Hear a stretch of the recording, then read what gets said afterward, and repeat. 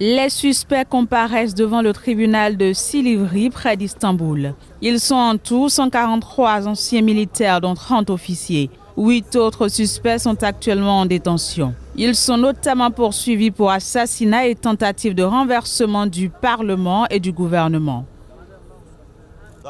Les putschistes rendent des comptes devant la justice. Ils ont été appréhendés cette nuit-là en commettant leur forfait. Aujourd'hui, ils doivent rendre des comptes devant la justice et devant le peuple.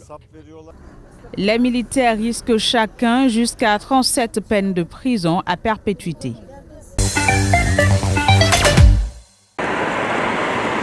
Samedi, en Allemagne, Angela Merkel a tenu un discours devant la jeunesse de son parti conservateur, la CDU. Un courant qui s'est montré critique par le passé du cap au centre de la chancelière allemande et contre lequel de plus en plus de voix s'élèvent du fait du résultat mitigé des législatives. À l'occasion, la chancelière a confirmé que des discussions allaient être menées avec les libéraux et les écologistes en vue de former une nouvelle coalition gouvernementale.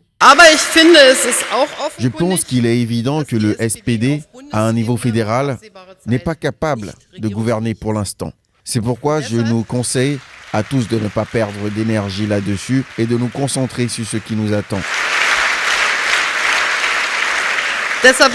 Tout d'abord, entre la CDU et le CSU, et ensuite entre le FDP et les Verts. La CSU exige que soit instauré un quota maximum de 200 000 réfugiés accueillis en Allemagne par an et ni la chancelière, ni les libéraux, ni les écologistes ne veulent en entendre parler. Les discussions devraient entrer dans le vif du sujet d'ici à quelques jours, mais ne devraient pas aboutir à la formation d'un gouvernement avant la fin de l'année. Ces échanges sont menés avec en toile de fond la tenue à venir le 15 octobre d'une élection régionale en Basse-Saxe à haut risque pour la CDU.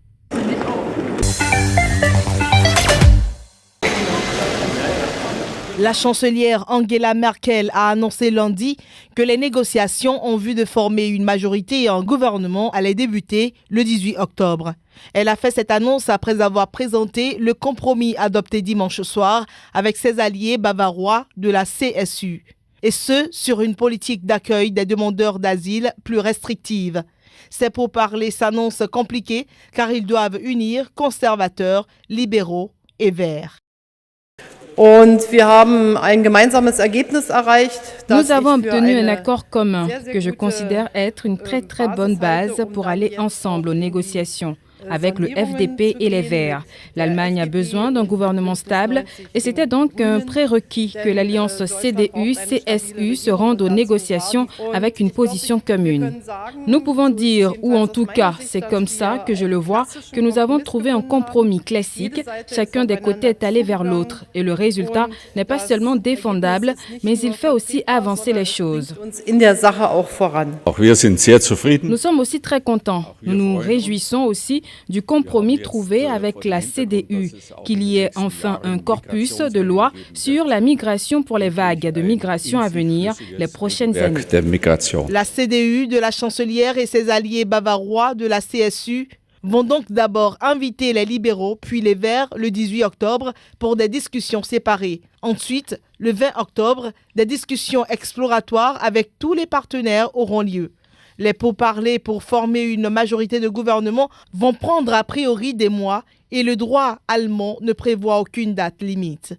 En attendant, le gouvernement actuel de Merkel reste en place. Mais si la chancelière échouait à former une coalition, des élections anticipées pourraient avoir lieu.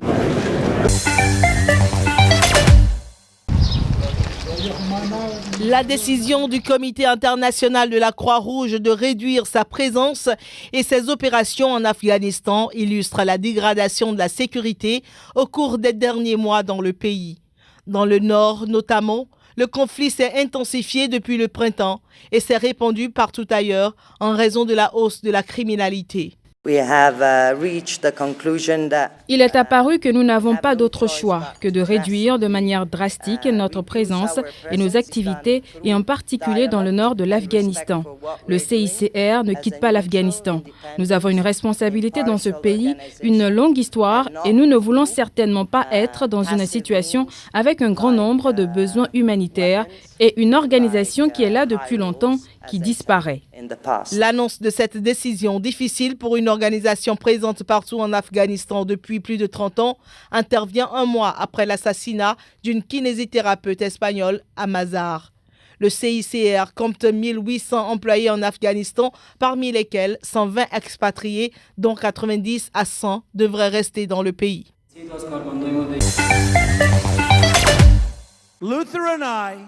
Les Dreamers, ces jeunes clandestins qui bénéficient d'un statut temporaire aux États-Unis, ont de quoi perdre sommeil. Donald Trump durcit le ton à leur désavantage. Dans un document adressé dimanche soir au Congrès, l'exécutif américain pose ses conditions pour une réforme de l'immigration. Lesquelles conditions font la plus grande joie de l'aile droite du Parti républicain. Il s'agit en substance du financement du mur à la frontière avec le Mexique, de l'accélération des procédures de renvoi des mineurs arrivant à la frontière. Ce n'est pas tout. L'administration veut aussi augmenter de manière significative les effectifs chargés de l'application des textes. Pour ce faire, ils vont embaucher 10 000 personnes supplémentaires au sein de l'Immigration and Customs Enforcement. Par ailleurs, l'exécutif propose une réforme du système des permis de résidents permanents. Ce dernier serait désormais basé sur un système de points. Il préconise aussi la suppression de la loterie par laquelle, depuis 1994, 50 000 de ces précieuses green cards sont attribués chaque année à des millions de postulants. Le calendrier est serré. Les élus doivent se pencher dans les mois à venir sur le sort des sans-papiers couverts par le programme DACA, un programme promu par Barack Obama. Donald Trump l'a supprimé avec cependant 6 mois de sursis, renvoyant de fait la balle dans le camp du Congrès. Environ 690 000 jeunes Dreamers disposent actuellement de ce permis.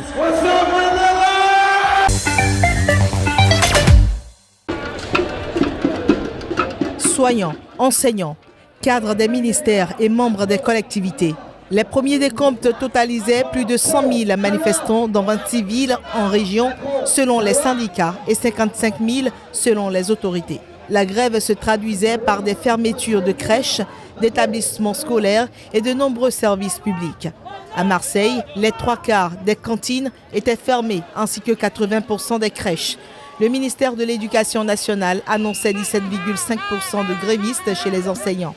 Côté transport aérien, 30% des vols ont été annulés préventivement en raison de la grève des agents de l'aviation civile qui emploient majoritairement des fonctionnaires. C'est extrêmement violent parce qu'on arrive carrément à une situation un peu comme je dirais à France Télécom, c'est-à-dire qu'on n'arrive plus à faire un service public de qualité.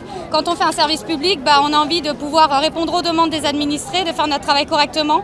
Et là, on est dans de l'abattage en fait de masse. Ça fait 26 ans que je suis professeur à l'université. Et j'ai vu la situation se dégrader vraiment depuis ces 25 ans. C'est-à-dire qu'on a de moins en moins de fonctionnaires, de plus en plus de contractuels. Les frais d'inscription augmentent, on fait payer tout le monde, c'est-à-dire qu'on financiarise aussi les études des étudiants à tous les niveaux. Et il y a forcément une casse sociale qui se fait, c'est-à-dire que là, on a une vraie sélection. Aujourd'hui, c'est toute la France qui est dans la rue, toute la France a des problèmes. Le monde du travail est chamboulé avec les ordonnances Macron. Et nous ne savons pas de quoi sera fait demain. Aujourd'hui, c'est un chèque en blanc pour les employeurs à licencier comme ils veulent. Et ça, nous allons nous y opposer fermement. Suppression de 120 000 postes d'ici à la fin du quinquennat, gel des rémunérations, rétablissement du jour de carence, remise en cause de leur statut. Les 9 fédérations de fonctionnaires ont appelé à cette journée de grève et de manifestation dans les 3 versants de la fonction publique, État, hôpitaux, territoire, pour exprimer leur profond désaccord avec le gouvernement et dénoncer une série d'attaques inédites à leur encontre.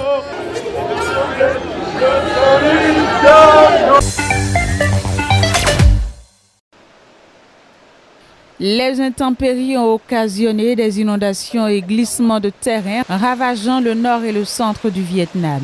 Le bilan fait état d'au moins 37 personnes tuées et 40 personnes disparues selon les chiffres publiés par le gouvernement. Des centaines de militaires participaient jeudi aux opérations de sauvetage. La province de Hoa Binh dans le nord vietnamien est la plus touchée. Les pluies torrentielles sévissent depuis le début de la semaine. Le Vietnam est frappé par plus d'une dizaine de tempêtes ou de typhons chaque année. Près de 170 personnes sont mortes ou disparues dans ces intempéries depuis le début de l'année. Mi-septembre, le passage dévastateur d'un des plus puissants typhons de ces dernières années avait ravagé le centre du pays, faisant 11 morts. En 2016, 235 personnes ont été tuées dans des catastrophes naturelles au Vietnam.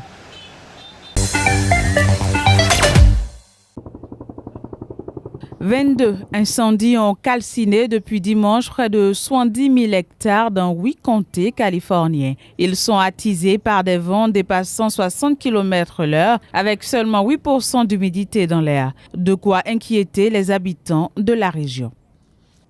Ce truc nous arrive à nous. À chaque feu qui brûle ailleurs, on se dit que cela ne va pas nous arriver, pas ici. Et quand ça arrive, c'est très surprenant. Tu ne sais pas quoi faire, tu as peur. Tu te dépêches de trouver un abri. On va essayer de s'en sortir ensemble et j'espère qu'on va commencer à reconstruire le plus vite possible une fois que le feu sera passé.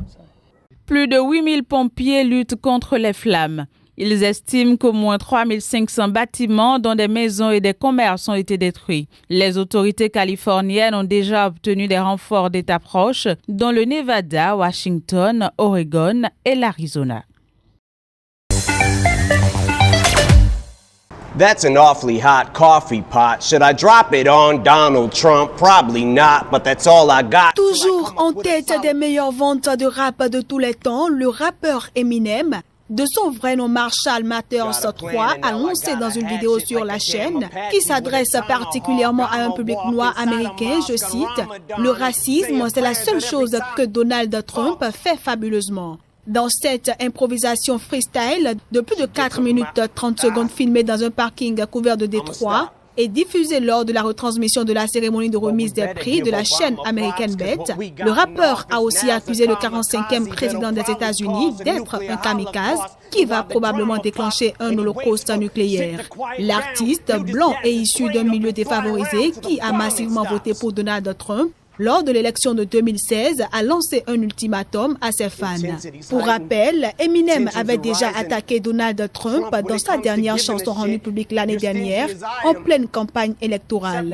Mais le rappeur de Détroit, qui doit sortir bientôt un nouvel album, n'a toujours pas été opposé au milliardaire.